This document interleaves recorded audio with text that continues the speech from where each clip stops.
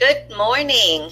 How's everybody this fine Thursday morning? It's still nice out. The rain hasn't started yet, but yeah, I hear that it's definitely coming. It's going to be a storm.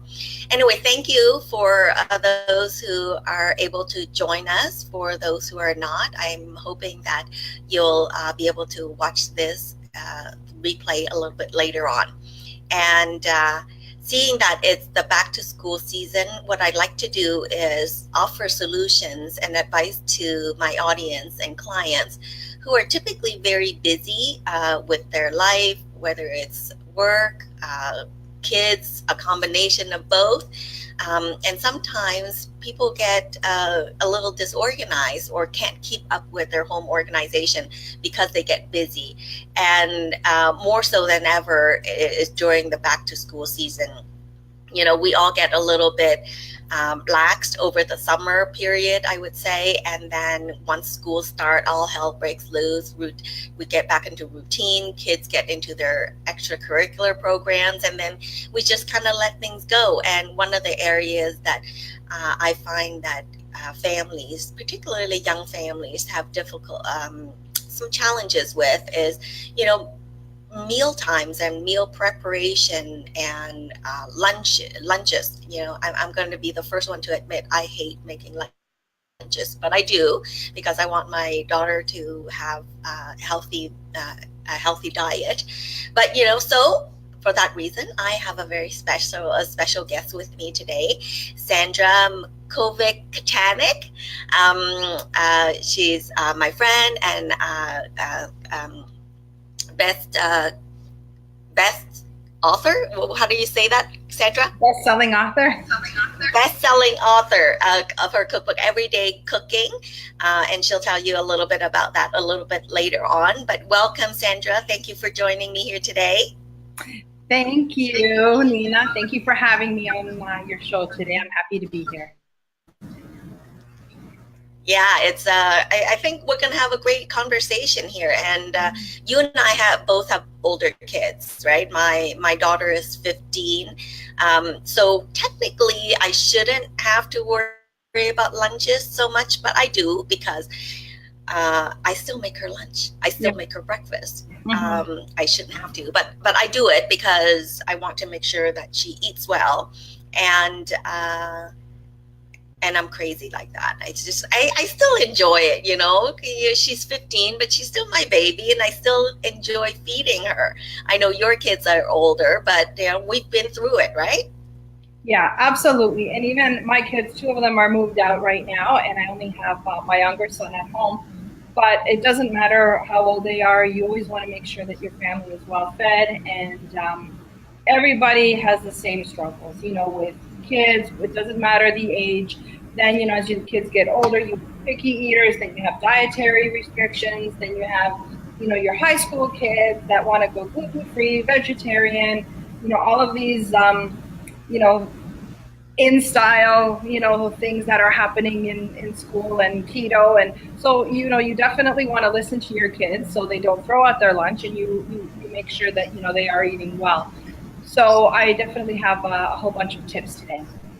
Awesome. That's great to hear. I think our for the most part, the people who in my business page are young families, have school-age children. So I think that this segment is going to be really valuable for them. And of course, I can always use tips as well, because as they get older, I find that they do get a little bit pickier too, and they do want, you know, the more junkier types of food. And for me, it's always been trying to make sure that I teach her good food value, so that, you know, when she does become an adult, she does make good. Yes, absolutely. And food values. So, yeah. So having said that, then what are some of the sort of strategies you yourself have employed as you know, raising your family? How many kids do you have again? So I have 3 boys, and they're all so busy. Yeah, so all about 3 years apart. And again, before I used to work from home. I was in a corporate job just like everybody else with travel. So I think what people struggle with most, and it doesn't matter how old your kids are, is time. Time is definitely an issue. That's the first thing. Second thing is always being having a variety, not having the same old lunch and the same old thing like sandwiches every day. So keeping your lunch fresh. And so what I did and what, I still do with even my meals is try, first of all, here are some tips. First of all, get your kids involved.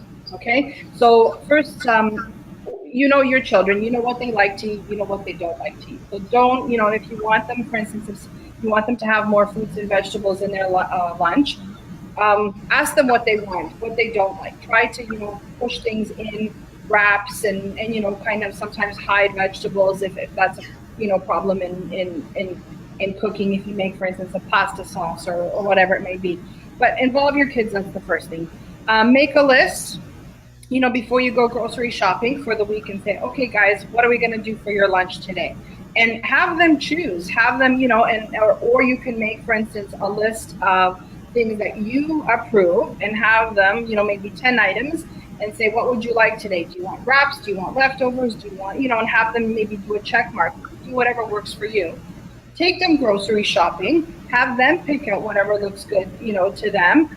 And then also when you do your grocery shopping, this is the thing to save time is as you're unpacking your groceries, try to prep as much as possible. So if you're doing cut vegetables or you need to peel carrots or whatever it may be, do that prep work as soon as you're taking out your groceries before you put them away in the fridge. Peel them, chop them, do whatever you need to do and put them in, glass containers and leave them in the area of your fridge and let your kids know, guys, this is where, this is, and that'll also help them if they, they're preparing their own lunch. Everything's ready for them. They pick out what they want.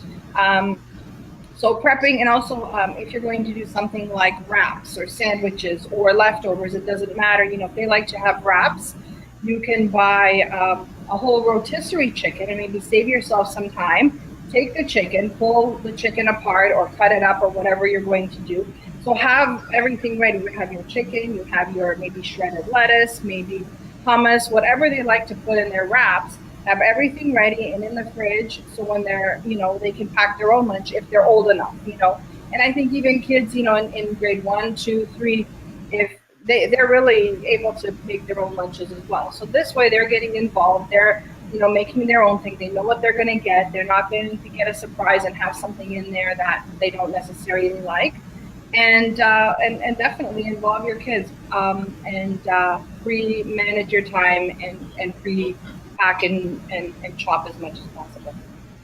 I totally get you because I'm one of those. I am definitely much like you in that I've always worried that if I'm repetitive with the meals, the lunches for my daughter, that she would get bored and then she won't eat it.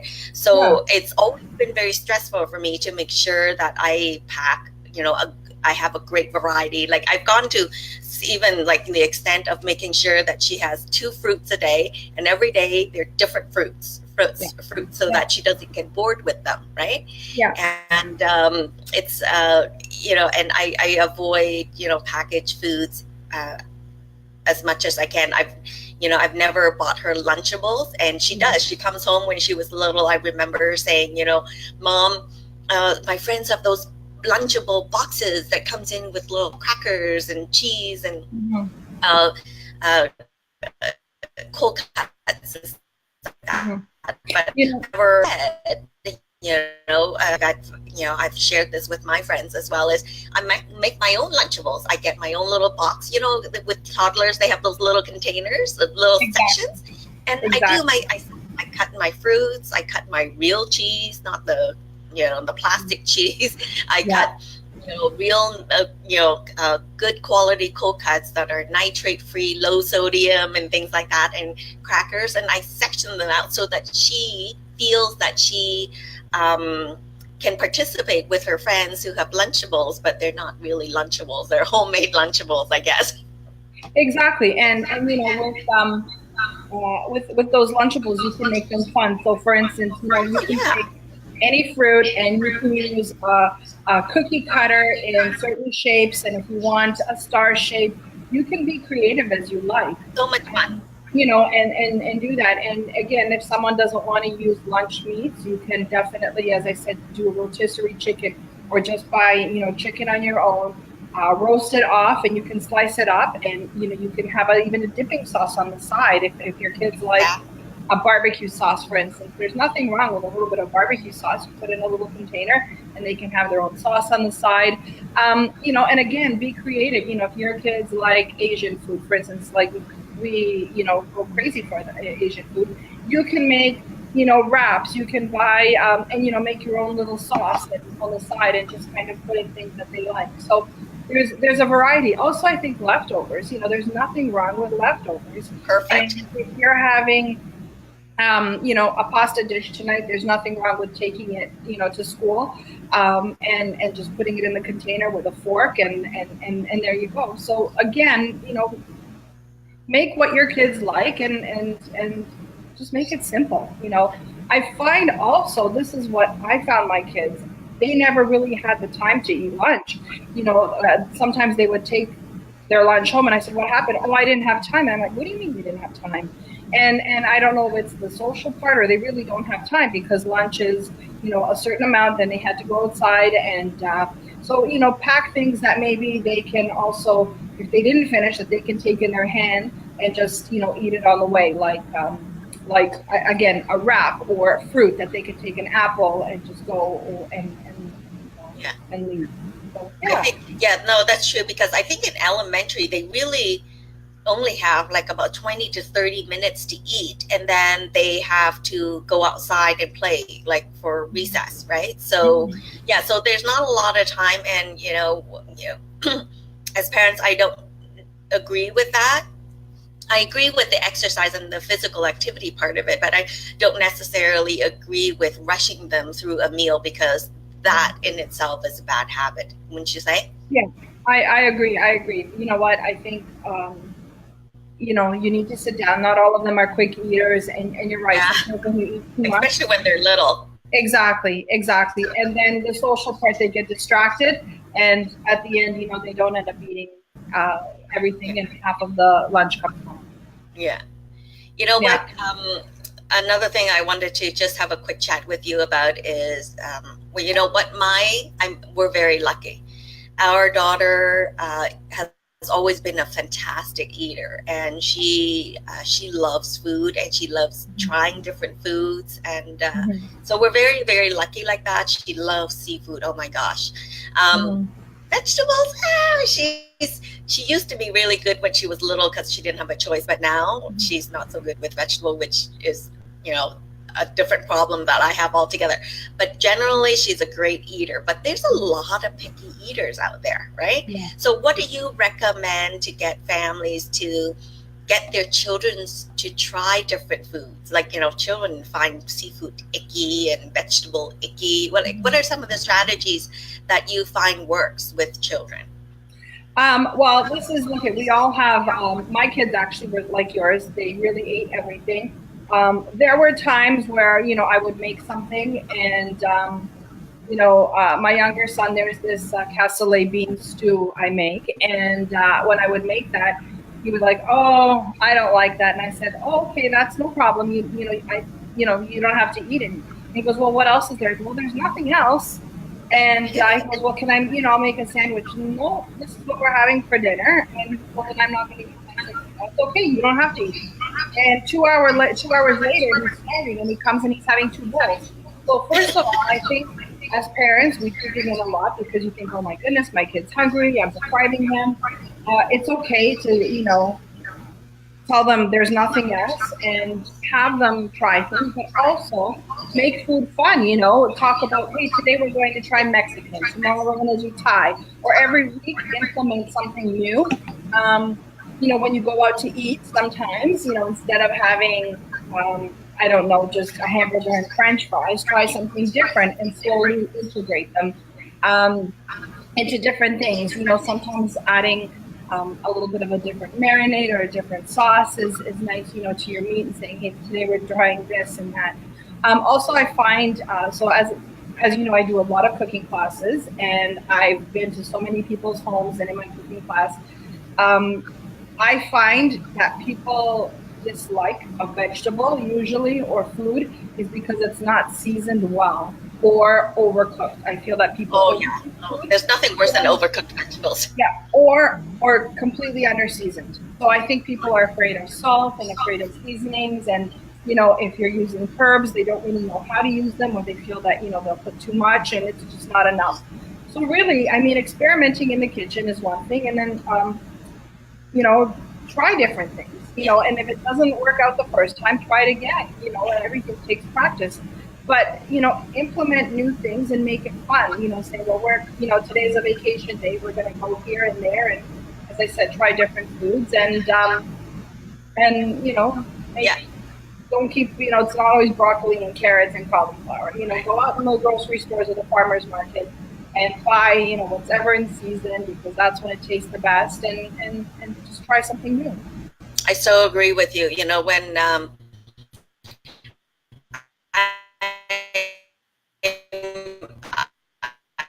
I love herbs. Is that even my own sister, my friends, when their kids were little, they would avoid herbs and serve them really bland foods, Yeah. right? And I've always served my daughter full flavor foods with herbs Exactly. because I want her to get used to them Yes. and get used to the flavor of them in food so that I don't have to make separate meals for her and complicate my life so that, she eats with the more bland stuff and we eat the more flavorful things. So I don't do that. Whatever, like you say, whatever we eat is what she ate. She would eat so that, she grows up enjoying and loving the different flavors of food and different cuisines.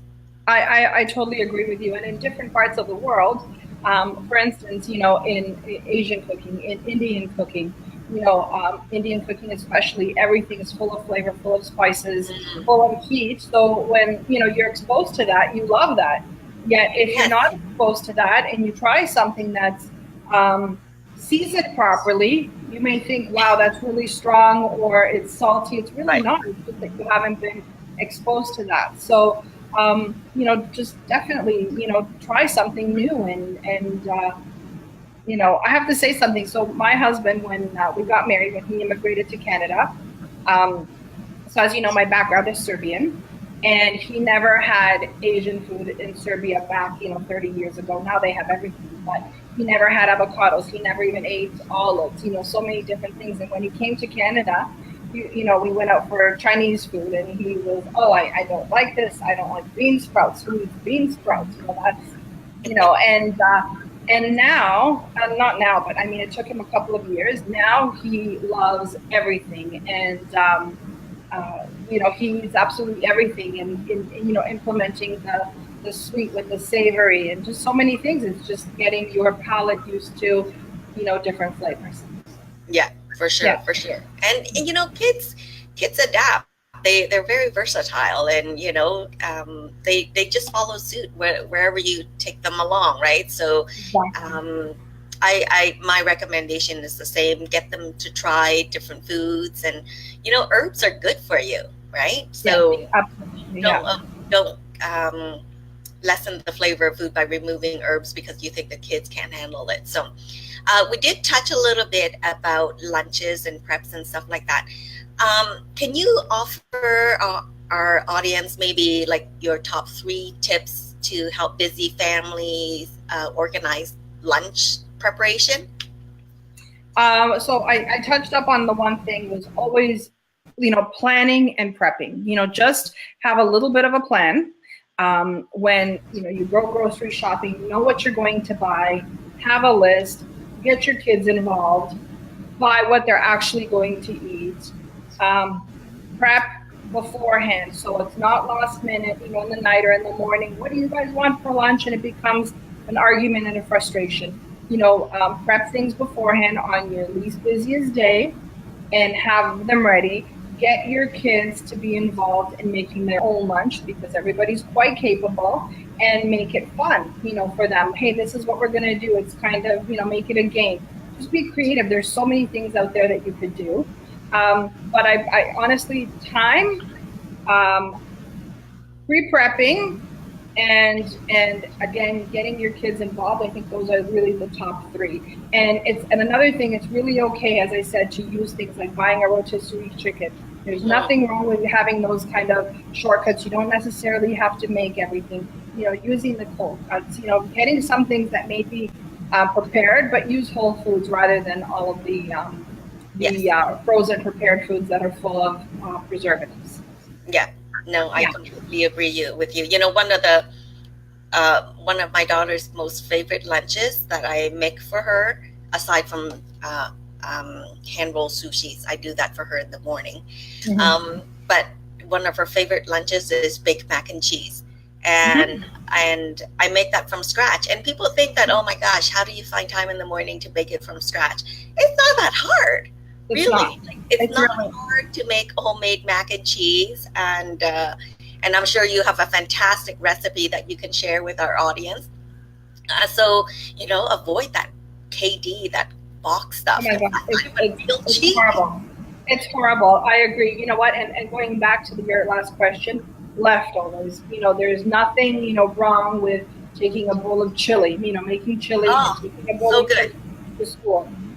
As you said, macaroni and cheese. Kids love it. There's nothing wrong. It's not a bad option. If you have leftover barbecue, Hmm. if you have a leftover hamburger or chicken skewers or whatever it may be, put that in there. It's all good. Yes, Yeah, fantastic. yeah.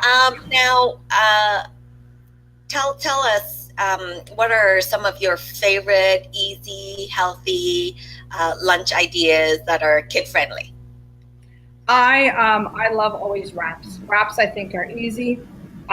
Making and so versatile. You can put anything in there that you want. I love them. Another thing that I love is salads as well. And just because it's a kid, it doesn't mean that you can't take a salad. You can put your little dressing on the side, and with salads, you can implement any vegetable you like. You can put in whatever they like. If they like pasta, you can put plain pasta on the side, and then they can mix it in. If you want to add maybe some beans or couscous or whatever they like, even if it's rice, just making that and having them kind of assemble. So even like little bowls, how like a Buddha bowl, you can Hmm. definitely do that in a lunch container, and have them put in what they like, and that way they get everything that they want in there that they like, and it's fun. Hey guys, look what I took to school, and they just put their dressing on and mix it right in the bowl, and it's simple. But I guess those are my, because and sandwiches, again, there's nothing wrong with sandwiches. People can be bored of them, but there's so much you can do. That you could make them fun, and it doesn't always have to be cold cuts and cheese or whatever it may be. You can do so many different things with different sandwiches. You can roll them up. You can make pinwheels. Um, you can cut them into shapes. There's so many different things. Just be creative and be fun, and let your kid, ask them what they want to do. So if they like arts and crafts, your lunch can become an arts and crafts project. Yeah, that is true. That is Yeah, true. Because the cookie cutters certainly make that a fun project for them, exactly. don't they? And Yeah. hummus or whatever you're spreading can be the glue. Like, you can just make Yeah. everything. I know it takes Yeah. time, but really, if you just organize yourself and you give yourself that extra time to pre-prep, um, it can get easier.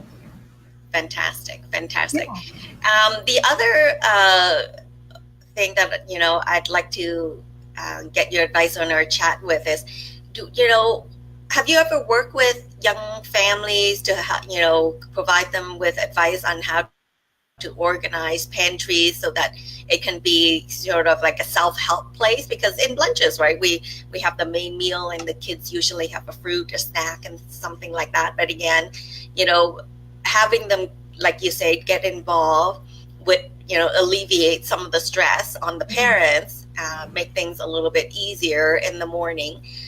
So what are some of the strategies that families can employ so that they can organize the pantry so the kids can help themselves in the morning?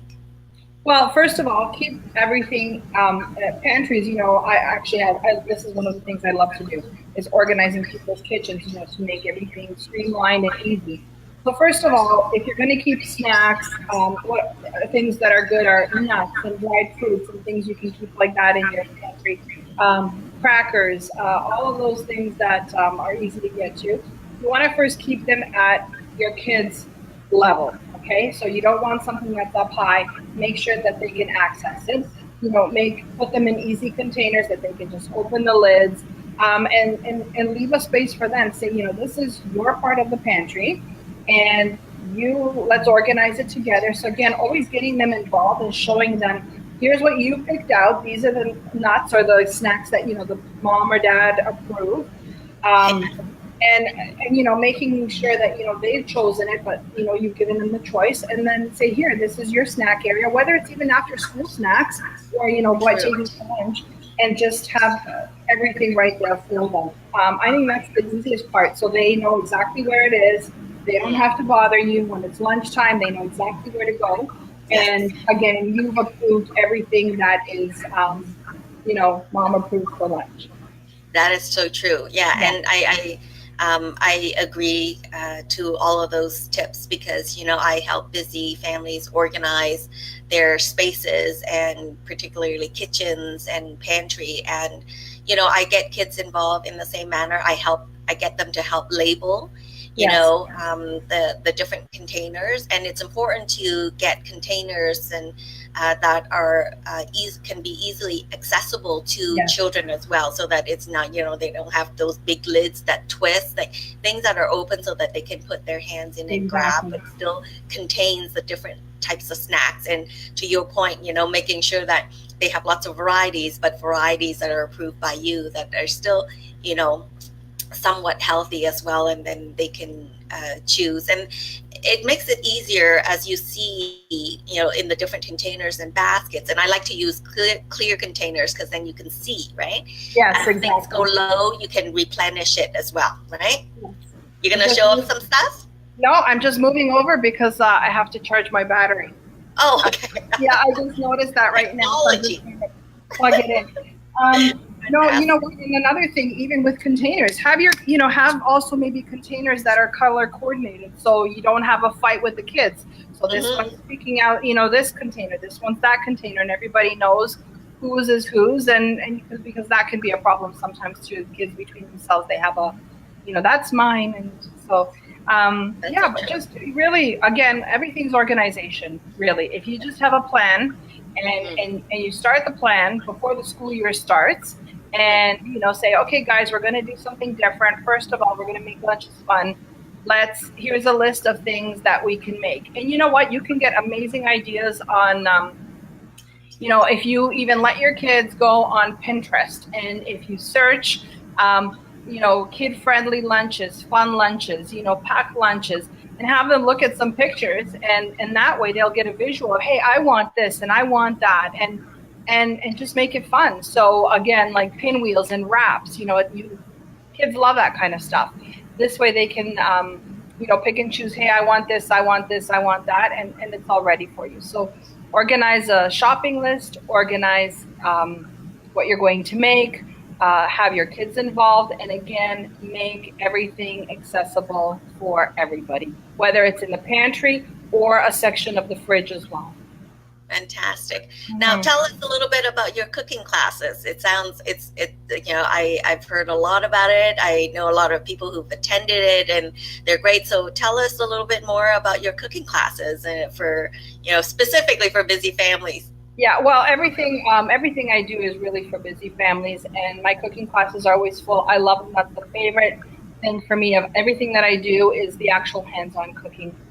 So my cooking classes over the summer, we didn't have any, but going back in September, we are, I always do cooking classes that have a theme, like, one pot meals, soups and stews, vegetables, how to roast vegetables, different types of meats. We had a pasta. Oh, I love one pot meals. Yeah, we had salads, everything. And it's always posted on, I always post on Facebook, and I post on my website as well.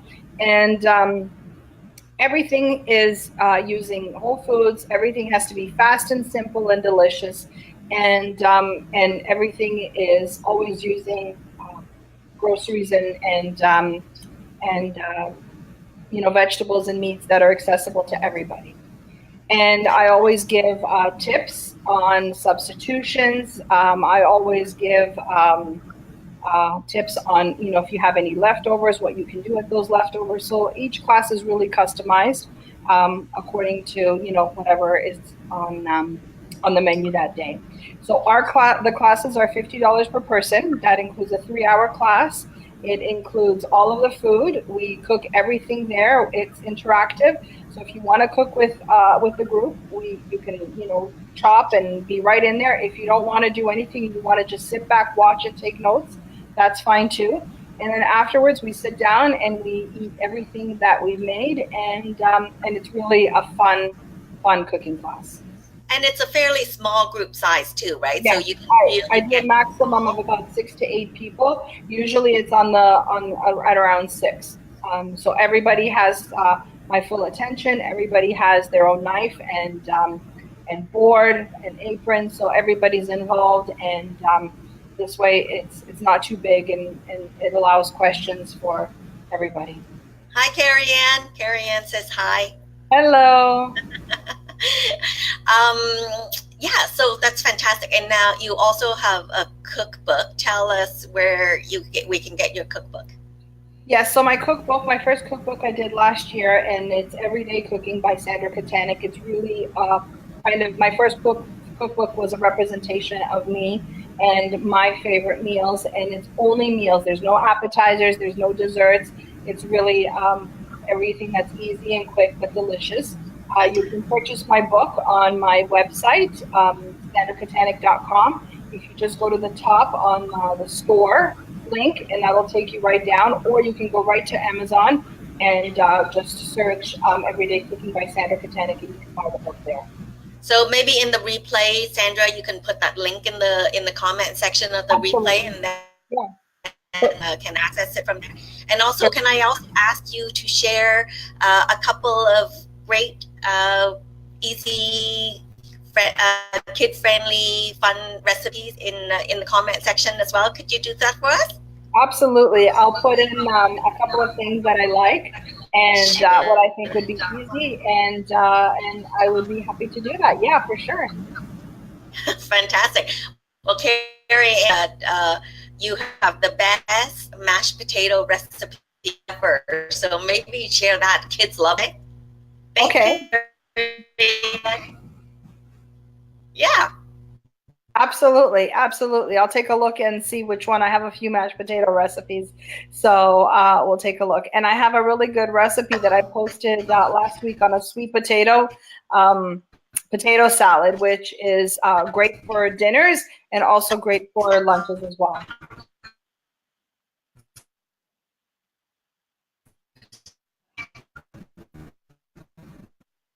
I can't hear you.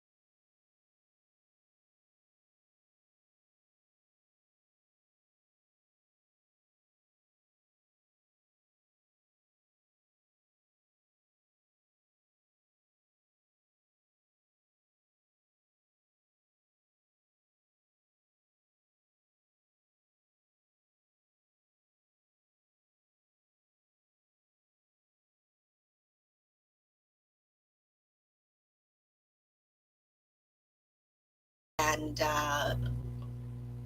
and we're not there to kind of help them make good choices. So maybe that's another different segment altogether. But until then, I just want to say thank you to Sandra for joining us today, and we're going to sign off now, and hoping everybody enjoy the rest of the summer it's been a fantastic summer, and it's sad to see that summer is shortly ending, and we're gonna be getting back into the routines very, very shortly. Anyway, have a fantastic week, the rest of the week, and we'll see you again soon next month. Bye now.